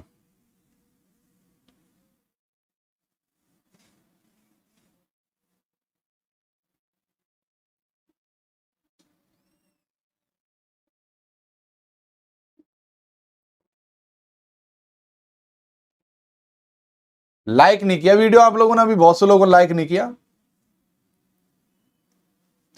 सही आंसर है साथियों सी, प्रयोगात्मक शोध। समझो कैसे। किसी प्रकार के शोध के लिए, किसी प्रकार के शोध के लिए क्रियासूचक शब्द, किसी प्रकार के शोध के लिए क्रियासूचक शब्द नियंत्रण, हेरफेर करना और अवलोकन सर्वाधिक प्रासंगिक है। आई रिपीट, किस प्रकार के शोध के लिए क्रियासूचक शब्द, नियंत्रण, हेरफेर करना और अवलोकन सर्वाधिक प्रासंगिक है, वो है साथियों प्रयोगात्मक शोध। हम नई नई चीजों में प्रयोग करेंगे तो हम चीजों को बदलेंगे, तभी साथियों सारी चीजों हम कर पाएंगे।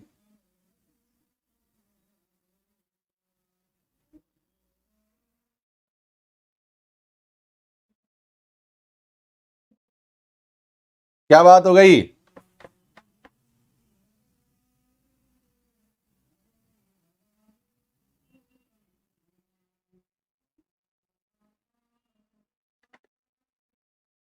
ग्रेट।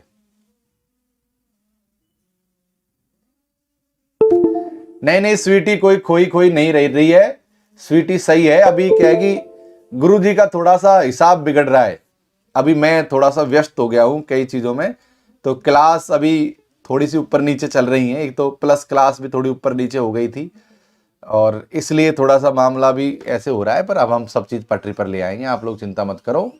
डेली देखो एक बात बताऊं, मैं आपको कहीं भी पढ़ाऊं, चाहे प्लस में पढ़ाऊं, चाहे स्पेशल में पढ़ाऊं, चाहे यूट्यूब पर पढ़ाऊं, ऐसा पढ़ाता हूं, ऐसा कोशिश करता हूं ऐसा पढ़ाने की कि आपको दोबारा कहीं पढ़ने की आवश्यकता ना पड़े। ऐसा पढ़ाता हूं हमेशा कि आपको दोबारा कहीं पढ़ने की जरूरत ना पड़े। क्वेश्चन नंबर 30 करो आप।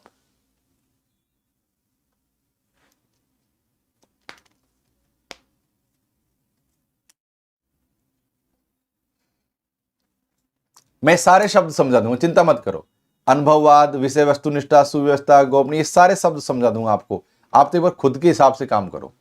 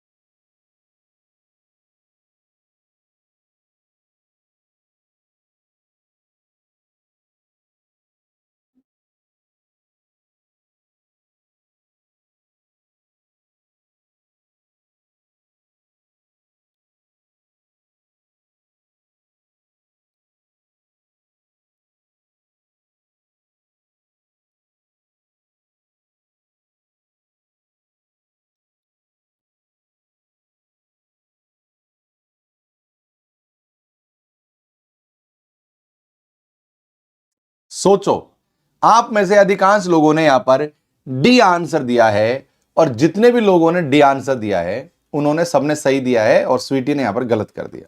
स्वीटी की गलती नहीं है। अच्छा एक बात बताओ, जितने भी प्लस के स्टूडेंट इस क्लास को देख रहे हैं, आई रिपीट, प्लस के स्टूडेंट जितने भी क्लास देख रहे हैं, भाई मैंने रिसर्च को पढ़ा रखा है, प्लस में मैंने प्लस में रिसर्च को पढ़ा रखा है। तुम जाकर तो देखो यार, कमाल हो जाओगे तुम। 2-5 दिन में उन क्लासेज को जल्दी जल्दी कंप्लीट कर लो और ये लगा लो आपको रिसर्च में एक्सपर्ट हो जाओगे। आप जाकर तो देखो एक बार फुल कॉन्सेप्ट वाली क्लास, आप फुल कॉन्सेप्ट वाली क्लास एक बार जाकर देखो। अरे फोन और ऑफ हो गया। सही आंसर है डी। अब मैं आपको एक एक शब्दों को समझा देता हूं, मेरा मोबाइल चार्ज लगा देता हूं।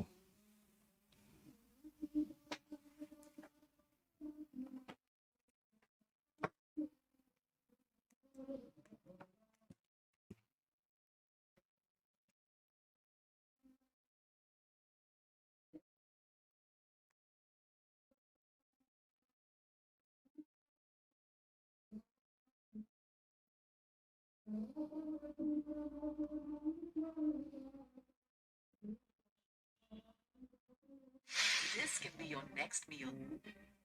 Get up to 60% off and free delivery on Zomato.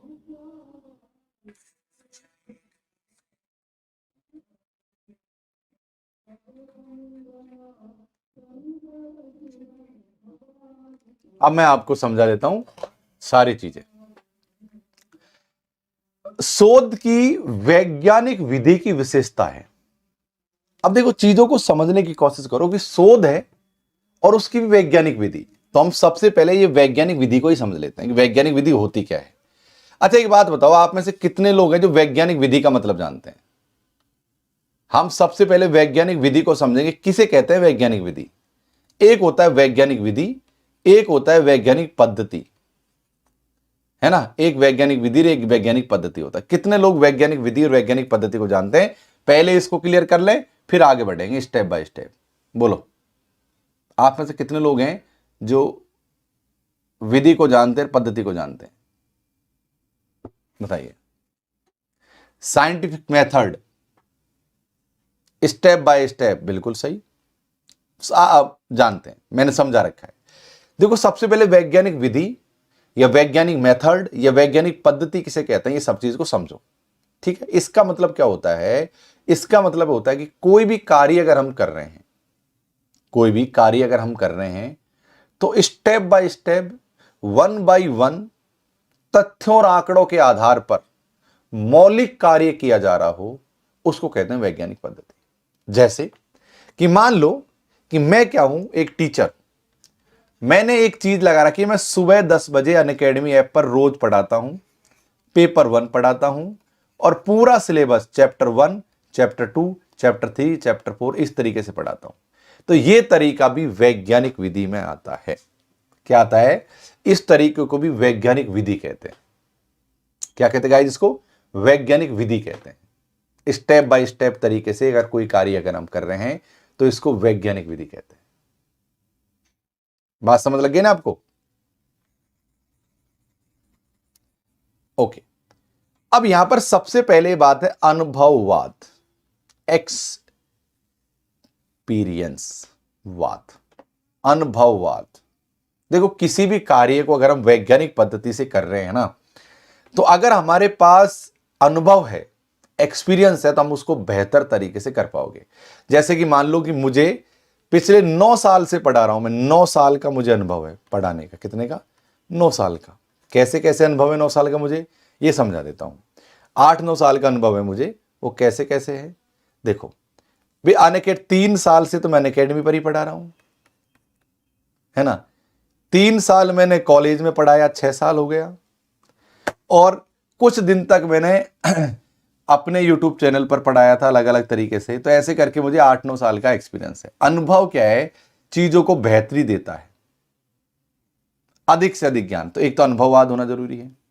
एक है वस्तुनिष्ठ यानी ऑब्जेक्टिविटी। वस्तुनिष्ठ का मतलब क्या होता है? ऑब्जेक्टिविटी, जिसमें 1 बाय 1 ये चीज, ये चीज, ये चीज, ऑब्जेक्टिविटी होना जरूरी होता है। और सुव्यवस्थित का मतलब क्या होता है? कोई भी काम है जिसको वेल ऑर्गेनाइज तरीके से कर रखा हो।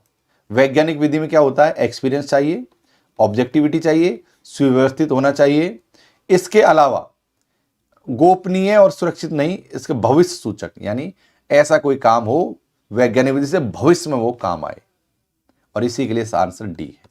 और साथियों, शोध गोपनीय रखने की जरूरत नहीं है, सारे शोध सबके सामने हैं। जितने भी लोगों ने शोध किया है, डार्विन का सिद्धांत है, हर कोई शोध सामने है सबके। शोध कोई छिपा कर रखने की चीज यहां पर नहीं है। तो ये थी साथियों हमारा ये क्वेश्चन 30वें नंबर का। अब मैं आपसे पूछना चाहता हूं कि इस मेथड से, जिस मेथड से मैं आपको पढ़ा रहा हूं, एक एक शब्द में एक एक बिंदु समझा कर आगे बढ़ रहा हूं, क्या आप चाहते हो कि इसी तरीके से हमको बेस्ट समझ लग रहा है? क्या आप चाहते हो इसी तरीके से पढ़ना मुझसे? बताइए, सब लोग कमेंट्स करो क्या इसी तरीके से एक एक बिंदु समझा दो हमको, ताकि देखो मैं इनको क्यों समझा रहा हूं, मैं सोच रहा हूं एक रजिस्टर बनवा लूं आप लोगों से, ताकि मैं आपको सारे अर्थ लिखा सकूं। वैज्ञानिक विधि क्या होती है, अनुभववाद क्या होता है, वस्तुनिष्ठता क्या होती है, सुव्यवस्थितता क्या होती है। एक रजिस्टर बनवाने की मैं सोच रहा हूं। एक कैसा करना, एक कॉपी ले आना मार्केट से नई सी खरीद के, अगर आपके पास हो ना कोई घर पर नई सी रखना। नई बड़ी में लिखने में पढ़ने में बड़ा मजा आता है। नई लिख लेना, मतलब अच्छी होनी चाहिए। उसमें हम बनाना शुरू कर देते हैं डेली, ऐसी चीज बनाना शुरू कर देते हैं। और जितने भी लोगों के मन में यह है कि सर यूट्यूब पर क्लास कब होती है, यूट्यूब पर क्लास होती है बेटा सुबह रात को 10 बजे, माफ करना, रात 10 बजे क्लास होती है यूट्यूब पर। ये देखो, daily YT class says 10 PM। मेरी जो क्लास होती है इसी यूट्यूब चैनल पर रात को 10 बजे होती है। सही है, टाइम नोट कर लो सबके सब। मंडे टू सैटरडे, संडे का ऑफ रख लेता हूं मैं।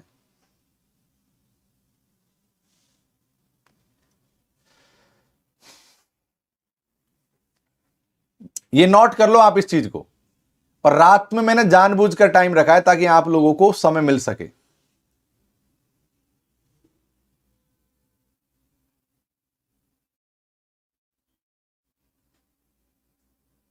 रात को 10 बजे आपको यहां पर आना है।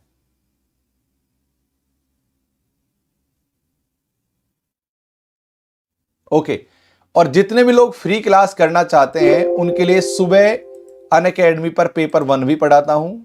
और जो पेड वाले मेरे विद्यार्थी हैं, नए बैच का इंतजार कर रहे हैं, उनके लिए भी चिंतित हूं और तुरंत ही ये काम करेंगे हम लोग। चलिए, मैं आपको बता दूं, मैंने ऑलरेडी प्लस में पूरा सिलेबस कवर करवा रखा है। जाकर आप उन क्लासेज को देखो। जो फ्री वाले क्लास हैं साथियों, वो रोज सुबह 10 बजे होती है। आपको इन क्लासेज में आना है। ये हमारे उन्हीं दोस्तों के लिए हैं जो गांव देहात के स्टूडेंट हैं, जो फीस अफोर्ड नहीं कर पाते हैं। उन सब के लिए रोज अनअकैडमी ऐप पर मैं 10 बजे क्लास पढ़ाता हूं, उसमें आपको आना है। ये टेलीग्राम चैनल भी आपको ज्वाइन करना है। इस टेलीग्राम चैनल पर भी पूरी क्लासेज आपको मिल जाएंगी। टेलीग्राम चैनल पर भी लिंक वगैरह मिल जाता है। तो ये मैं हूं साथियों, मेरा नाम है डॉक्टर लोकेश कुमार मीणा। इधर देखिए, मेरा नाम क्या है साथियों, मेरा नाम है डॉक्टर लोकेश कुमार मीणा। वैसे मुझे डॉक्टर लोकेश बाली के नाम से जानते हो आप सभी। अगर आपको यहां पर दिख रहा हो, अगर आपको यहां पर दिख रहा हो, तो मैं एक तो टॉप एजुकेटर हूं, टॉप एजुकेटर हूं, या मैं #5 लिख रहा होगा। एक तो मैं टॉप एजुकेटर हूं अनअकैडमी का। डेली मेरी फ्री क्लास होती है रोज 10 बजे। मैंने PhD किया है, मैंने नेट JRF और SRF किया है, मैंने JRF भी नेट भी किया है, मैंने JRF भी किया है, मैंने SRF यानी सीनियर रिसर्च फेलो भी रहा हूं। मैंने MA भी किया है, मैंने BEd भी किया है, मैंने CTET भी किया है, मैंने ट्रांसलेशन भी किया है। इसके अलावा मैंने पॉलिटेक्निक भी किया है। ऐसे मैंने बहुत सारी चीजें की हैं, पर इस हमारे पास कुछ लिमिट होती हैं तो ज्यादा लिख नहीं पाया यहाँ पर, और ज्यादा डिग्रियों के यहाँ पर लिख नहीं पाया। इसके अलावा मैं एक फॉर्मर असिस्टेंट प्रोफेसर हूं, और बहुत काफ़ी ज़्यादा संख्या में विशेष प्रेम रहता है आप लोगों का। मुझे एक बार यहाँ पर फॉलो कर लो और मेरी सभी क्लासेज का आप लाभ उठा लो। यहाँ पर मैं फ्री क्लास पढ़ाता हूँ, ठीक है। तो आपको क्या करना है साथियों, आपको अनअकैडमी का ऐप डाउनलोड करना है, और ये जो स्पेशल क्लास होती है ना, स्पेशल क्लास, ये वाली क्लास, यही क्लास होती है फ्री क्लास। और यहाँ पर रोज सुबह 10 बजे क्लास होती है मेरी, रोज सुबह 10 बजे आप लोगों के लिए होती है। जो आ रहे हैं वो लाभ उठा रहे हैं, जो नहीं आ रहे जो नहीं उठा रहे हैं। और जो साथी प्लस क्लास में जुड़ना चाहते हैं वो लोकेश 11 कोड लगाकर जुड़ना।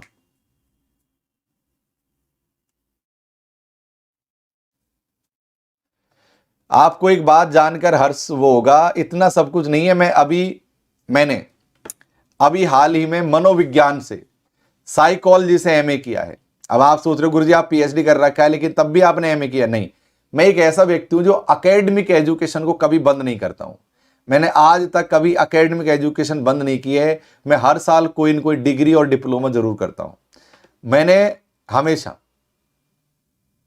तो मैंने मनोविज्ञान से एमए किया है, जबकि मैंने खुद ने पीएचडी कर रखा है। कॉलेज में, यूनिवर्सिटी में पढ़ने पढ़ाने का अनुभव है, सब कुछ है। लेकिन मैं कभी भी एकेडमिक बंद नहीं करता हूं। तो ऐसी चीजें, और आप भी बंद मत करना कभी भी। तो ये सारे सब्जेक्ट है जिनकी हम लोग तैयारी करवाते हैं अनअकैडमी पर। पेपर 1 तो पढ़ाते ही पढ़ाते हैं, जो मैं वर्तमान में पढ़ा रहा हूं आपको। इसके अलावा commerce, English, history, Hindi, education, geography, political science, computer science, environment science, home science, electronics, labour law, public administration, management, sociology, Sanskrit, law, psychology और पंजाबी। इतनी सारी चीज़ों को मैं आपको पढ़ाता हूँ। हम यहाँ पर इतनी सारी चीज़ों का कोर्स करवाते हैं। तो अगर इनमें से आपका कोई सब्जेक्ट है तो आप लॉकेस 11 कोड लगाकर ज्वाइन कर लेना। लॉकेस 11 कोड लगाने से फायदा क्या है? एक तो आपको डायरेक्ट डिस्काउंट मिल जाएगा। कितना का? जो भी डिस्काउंट उस समय चल रहा होगा। पेपर 1 और पेपर 2 दोनों कंप्लीट हम लोग करवाते हैं। आपके सामने प्लस और आइकॉनिक 2 सब्सक्रिप्शन हो गए। आप प्लस और आइकॉन में से कुछ भी ज्वाइन कर लेना। अगर हम प्लस की बात करें तो हम पेपर 1 करवाते हैं, पेपर 2 करवाते हैं, प्लस टेस्ट सीरीज करवाते हैं, प्लस लाइव क्लास होती है सारी। यहाँ पर पूरे पीडीएफ नोट्स आपको यहाँ पर मिलते हैं और मेरा सहयोग और सपोर्ट हमेशा। किरण कुछ पूछ रही है, मैं आपको बतला देता हूं। स्वीटी क्या पूछ रही है किरण? अभी मैं बात ही कर रहा हूं आप लोगों से।